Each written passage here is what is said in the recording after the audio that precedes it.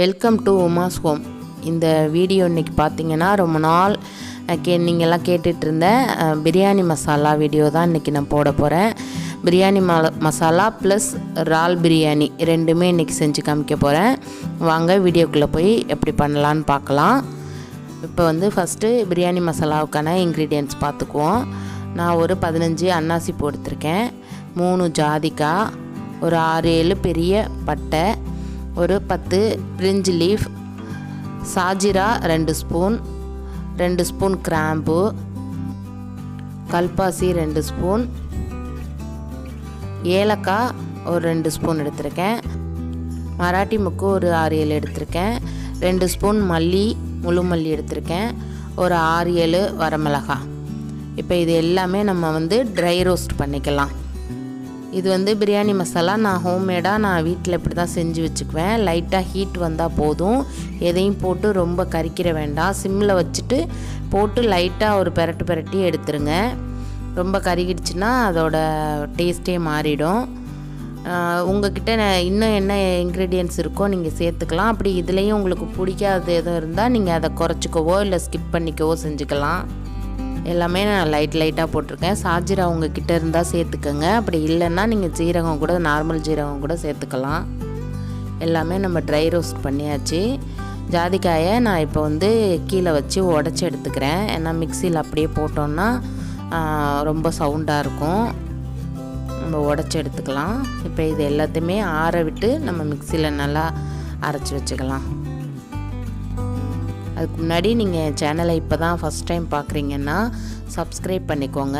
பக்கத்தில் இருக்க பெல் ஐக்கானையும் கிளிக் பண்ணி ஆளுங்கிற ஆப்ஷன் கொடுத்துக்கோங்க.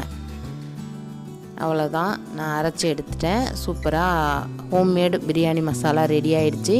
இதை நீங்கள் ஒரு கிளாஸ் பாட்டிலில் போட்டு மூடி வச்சிட்டிங்கன்னா நம்ம தேவைப்படும் போது எடுத்துக்கலாம். இப்போ இதை எப்படி நான் யூஸ் பண்ணி நான் ஒரு பிரியாணி செய்கிறேங்கிறத பார்க்கலாம். இன்றைக்கி இறால் பிரியாணி தான் உங்களுக்கு எப்படி செய்கிறதுன்னு காட்ட போகிறேன். நான் 1/2 கிலோ இறால் வந்து இதுமாரி சுத்தம் பண்ணி உள்ளே இருக்க அந்த கருப்பு குடலெல்லாம் எடுத்துட்டு சுத்தம் பண்ணி வச்சுருக்கேன். இப்போ அது கூட என்னெல்லாம் சேர்க்கலான்னு பார்க்கலாம். இறால் பிரியாணி ரொம்ப டேஸ்ட்டாக இருக்குங்க. அந்த இறாலோட ஃப்ளேவர் வந்து என் பசங்களுக்கு ரொம்ப பிடிக்கும். அடிக்கடி நான் இது செஞ்சு கொடுப்பேன். பிரியாணி மசாலா எல்லா பிரியாணிக்கும் சேம் மசாலா தான், என்ன குவான்டிட்டி மட்டும் கொஞ்சம் கூட குறைச்சி போட்டுக்கணும். இப்போ இது கூட 2 ஸ்பூன் நான் இஞ்சி பூண்டு பேஸ்ட்டு சேர்த்துக்கிறேன். பிரியாணி மசாலாவை நான் நல்லா ஏர்டைட் கண்டெய்னரில் போட்டு ஃப்ரிட்ஜில் ஸ்டோர் பண்ணிட்டோன்னா 6 மாதம் ஆனாலும் அதோட ஸ்மெல் போகாது, நல்லாயிருக்கும். நம்ம எப்பயும் நம்ம சிக்கன் பிரியாணி மட்டன் பிரியாணி பண்ணுற மாதிரியே தயிர் கொஞ்சம் இதுக்கும் சேர்த்துக்கலாம். சேம் ப்ரொசீஜர் தான். ரொம்ப டேஸ்ட்டாக இருக்குங்க அந்த இறால் பிரியாணி. அந்த இறாலோட ஸ்மெல்லு ரொம்பவே நல்லாயிருக்கும். இந்த பிரியாணிக்கு நல்ல ஒரு ஃப்ளேவர் கொடுக்கும். இப்போ இந்த இறாலுக்கு தேவையான அளவு மட்டும் நம்ம உப்பு சேர்த்துக்கலாம். உங்கள் காரத்துக்கு தக்கன நீங்கள் மல்லித்தூள் மிளகாத்தூள் கொஞ்சம் சேர்த்துக்கலாம். இது கூட நான் வந்து பிரியாணி மசாலா 1 ஸ்பூன் சேர்த்துருக்கேன். மட்டன் பிரியாணி சிக்கன் பிரியாணின்னா நீங்கள் இன்னும் கொஞ்சம் கூடுதலாகவே சேர்த்துக்கலாம். இறால் பிரியாணிக்கு இறாலோட ஃப்ளேவர் தான் நல்லா தூக்கலாக இருக்கும். அதனால் நீங்கள் வந்து கொஞ்சமாகவே சேர்த்துக்கலாம். 1 ஸ்பூன் மஞ்சத்தூள், 1 ஸ்பூன் பிரியாணி மசாலா சேர்த்துருக்கேன். இப்போ இது எல்லாத்தையும் சேர்த்து நல்லா கலந்து ஒரு 1 ஹவர் நம்ம ஊற வச்சுக்கலாம். ஊற வச்சுட்டு அரிசி இதெல்லாம் சேர்த்து நம்ம குக்கர்லேயே வச்சிடலாம். நம்ம பிரியாணினாலே சிக்கன் மட்டன் தான் செய்யணும்னு இல்லைங்க, இந்த மாதிரி டிஃப்ரெண்ட்டாக செஞ்சு கொடுத்தா பசங்களுக்கு ரொம்பவே பிடிக்கும். நான் இதுக்கு பாசுமதி ரைஸ் தான் எடுத்திருக்கேன். 2.5 டம்ளர் பாஸ்மதி ரைஸ் எடுத்திருக்கேன். நான் அதுக்கு வந்து 3 டம்ளர் தண்ணி ஊற்றி ஊற வச்சுட்டேன். மீதி 1 டம்ளரை லாஸ்ட்டாக நம்ம சேர்த்துக்கலாம். இப்போ வந்து அடுப்பில் குக்கரை வச்சுட்டு தாராளமாகவே நெய்யும் எண்ணெயும் சேர்ந்தே நம்ம சேர்த்துக்கலாம். நான் 2 ஸ்பூன் நெய் 2 ஸ்பூன் எண்ணெய் சேர்த்துருக்கேன். இந்த வீடியோவில் 2 ரெசிபி செஞ்சுருக்கேன், பிரியாணி மசாலா ப்ளஸ் பிரியாணி. இது ரெண்டுமே தனித்தனியாக டைம் செட் பண்ணி நான் டிஸ்கிரிப்ஷனில் வச்சுருக்கேன். உங்களுக்கு எது வேணுமோ நீங்கள் ஸ்கிப் பண்ணி பார்த்துக்கலாம். இப்போ இதுக்கு தாளிக்கிறதுக்கு நம்ம பட்டை, பிரிஞ்சி இலை, கொஞ்சம் கிராம்பு, சோம்பு இதெல்லாம் சேர்த்து நம்ம தாளிச்சிக்கலாம்.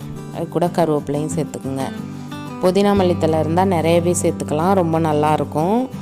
பச்சை மிளகாய் சேர்த்துட்டு நான் வெங்காயமும் சேர்த்து நல்லா வதக்கிடுறேன். இந்த பிரியாணி மசாலா கூட ஒரு சப்ஸ்கிரைபர் தான் கேட்டிருந்தாங்க. 2-3 பேர் என்கிட்ட பிரியாணி மசாலா, ஹோம்மேடு பிரியாணி மசாலா போடுங்கன்னு கேட்டிருந்தாங்க. அதுமாரி உங்களுக்கு என்ன ரெசிபி வேணுமோ எனக்கு கமெண்ட் செக்ஷனில் கமெண்ட் பண்ணுங்கள். கண்டிப்பாக நான் உங்களுக்கு அதை வரப்போகிற ஃப்யூச்சர் வீடியோவில் நான் கொடுக்குறேன்.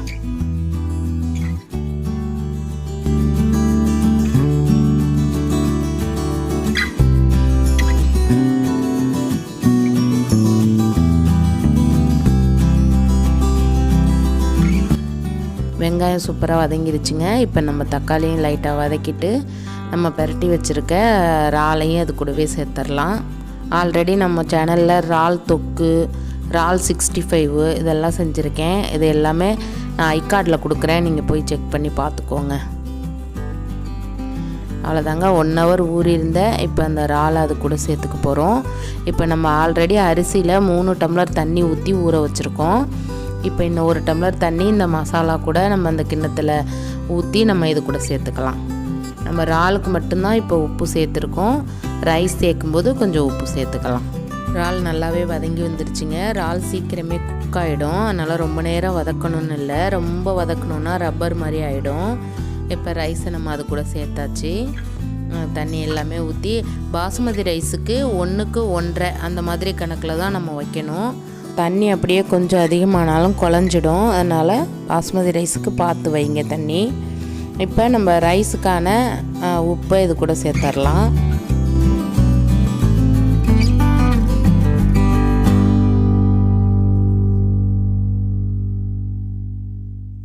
அவ்வளோதான். இப்போ இதை வந்து நம்ம குக்கரை மூடி போட்டு மூடி வச்சிடலாம்.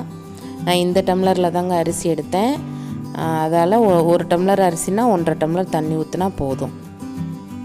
நல்லா ஆவி வந்ததுக்கப்புறம் வெயிட் போடுங்க. சூப்பராக இறால் பிரியாணி ரெடியாகி வந்துருச்சுங்க. ஃபுல் ஃப்ளேமில் ஒரு விசிலும் லோ ஃப்ளேமில் ஒரு விசிலும் 2 விசில் தாங்க வச்சேன். சூப்பராக உதிரியாக எனக்கு இறால் பிரியாணி ரெடி ஆயிடுச்சு. இந்த ரேஷியோவில் தண்ணி வச்சா நம்மளுக்கு குலையாமல் நல்லா பொழுப்பான பிரியாணி கிடைக்கும். இறாலும் சூப்பராக வெந்திருக்குது. ரொம்ப டேஸ்ட்டாக இருந்துச்சுங்க இந்த பிரியாணி. நீங்களும் வீட்டில் செஞ்சு சாப்பிட்டு பார்த்துட்டு கமெண்ட்ஸில் சொல்லுங்கள். பிடிச்சிருந்தா உங்கள் ஃப்ரெண்ட்ஸ் அண்ட் ஃபேமிலிக்கு இந்த வீடியோவை ஷேர் பண்ணுங்கள். இன்னொரு டிஃப்ரெண்ட்டான ரெசிபியோடு உங்களை சந்திக்கிறேன். மறக்காமல் எங்கள் சேனலை சப்ஸ்கிரைப் பண்ணி பக்கத்தில் இருக்கிற பெல் ஐக்கானை கிளிக் பண்ணிக்கோங்க.